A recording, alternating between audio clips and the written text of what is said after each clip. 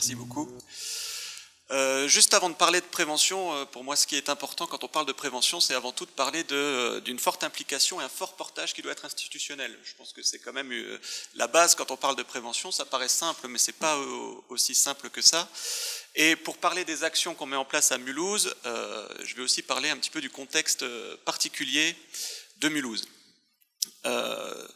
Portage institutionnel, à Mulhouse, on a un comité de pilotage qualité de vie au travail qui est une émanation du CHSCT. Donc on a déjà un portage assez fort à ce niveau-là. On a la qualité de vie au travail qui est une thématique principale de notre projet social. Ça aussi c'est quelque chose qui est très important. Et donc un soutien très fort de notre direction pour développer une réelle politique de qualité de vie au travail. En 2016, on avait lancé une enquête sur la qualité de vie au travail et les risques psychosociaux. Et ce qui est ressorti chez les soignants, c'est une forte intensité de travail, le sentiment de travailler très intensément, d'avoir une charge de travail qui est très importante et d'être sans cesse interrompu dans son travail. Autre chose qui est ressortie, c'est des rapports sociaux qui sont altérés par manque de communication.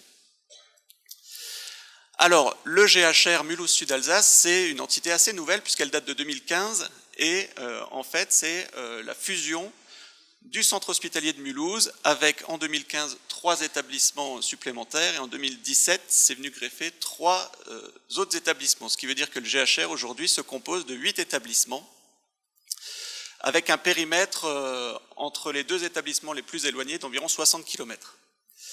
Des petits établissements qui avaient l'habitude d'avoir une gestion très familiale finalement et qui se retrouvent à avoir une gestion centralisée sur Mulhouse. Donc déjà en termes d'organisation, voilà, il y a une vraie perte d'identité qui s'est créée avec ces fusions-là. Et perte d'autonomie aussi peut-être. Et une perte d'autonomie exactement.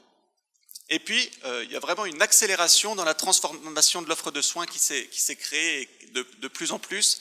Je donne quelques exemples avec les services d'urgence des sites périphériques qui sont transformés pour devenir des centres de soins non programmés. On a la fermeture, la transformation des maternités en maisons périnatales de proximité. Voilà, toutes ces transformations-là font que les soignants aussi sont en difficulté. Autre accélération à noter, c'est l'accélération du temps avec les nouvelles technologies de l'infocommunication, les mails de plus en plus présents, le dossier patient informatisé. Aujourd'hui, quand on se balade dans les services, on voit les soignants plus penchés sur leur ordinateur à guetter l'arrivée d'une nouvelle prescription qu'autre chose. Et finalement, le temps passé auprès du patient, lui, n'existe plus. Du coup, une perte de sens aussi sur le travail réalisé par les soignants. Et du coup, les soignants sont en souffrance et subissent les bouleversements organisationnels et donc subissent leur travail. Et si je fais un lien rapide avec ma discipline qui est l'ergonomie de manière très simple, c'est adapter le travail à l'homme. Et quand on voit les bouleversements organisationnels aujourd'hui, on a plutôt tendance à penser que les soignants doivent s'adapter à leur travail plutôt que le travail s'adapte à eux. Alors pour faire face à tout ça, je vais parler de 2 actions assez rapidement. La première action qui rejoint l'idée précédente, c'est l'organisation d'une semaine de la qualité de vie au travail. Ça fait 3 ans qu'on organise une semaine de la qualité de vie au travail avec à chaque fois une thématique différente. On a eu comme thématique prendre soin de soi pour prendre soin des autres, pour reprendre un peu l'idée précédemment citée. Cette année, la thématique c'était mieux communiquer pour mieux soigner. Donc vraiment des thématiques qui sont au cœur de l'actualité. L'objectif de ces semaines de la qualité de vie au travail pour nous, c'est déjà de créer un événement pour parler du travail, réunir des soignants qui ne se connaissent pas forcément pour échanger sur leurs difficultés et pouvoir répondre, pourquoi pas, à des problématiques qu'ils rencontrent, mais collectivement. Donc c'est créer aussi du collectif, ça c'est quelque chose de très important. C'est outiller le personnel et là aussi outiller les cadres sur des concepts managériaux un petit peu innovants. Je pense aux cellules de résolution de problèmes. On a expérimenté aussi le co-développement, l'infobésité, c'est-à-dire comment est-ce qu'on gère aujourd'hui l'influx, enfin la grande consommation d'informations et de communication au sein de notre établissement. C'est informer et découvrir les ressources qui existent en interne. On a des diététiciennes qui peuvent nous parler de nutrition, on a des infirmières du sommeil qui peuvent nous parler du sommeil, on a des psychiatres qui sont spécialisés dans le mindfulness, donc dans la méditation en pleine conscience, et on a aussi des ressources externes, l'association SPS en est évidemment une. Et la dernière chose pour cette semaine QVT, c'est décloisonner les bonnes pratiques. Ce qu'on fait, nous, au GHR Mulhouse Sud-Alsace, c'est qu'on lance chaque année un appel à projet sur les bonnes pratiques en matière de qualité de vie au travail. Et donc, les services qui ont le sentiment de faire de bonnes choses en termes de qualité de vie au travail et de prévention des risques psychosociaux participent à ce projet-là.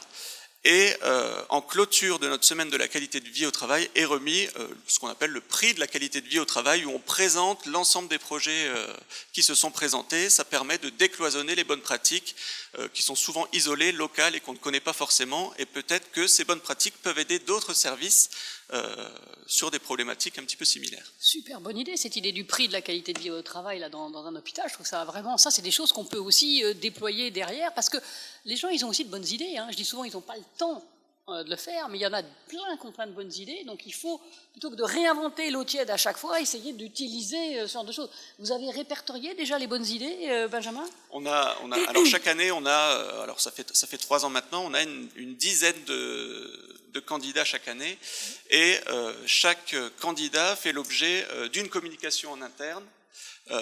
Et pour le prix de la qualité de vie au travail, un film est réalisé en interne aussi pour montrer les bonnes pratiques. Génial. Et ça m'amène à la deuxième action, qui est la mise en place des cellules de résolution de problèmes chez nous. Alors les cellules de résolution de problèmes, elles ont eu le prix de la qualité de vie au travail en 2017 pour l'unité de brancardage.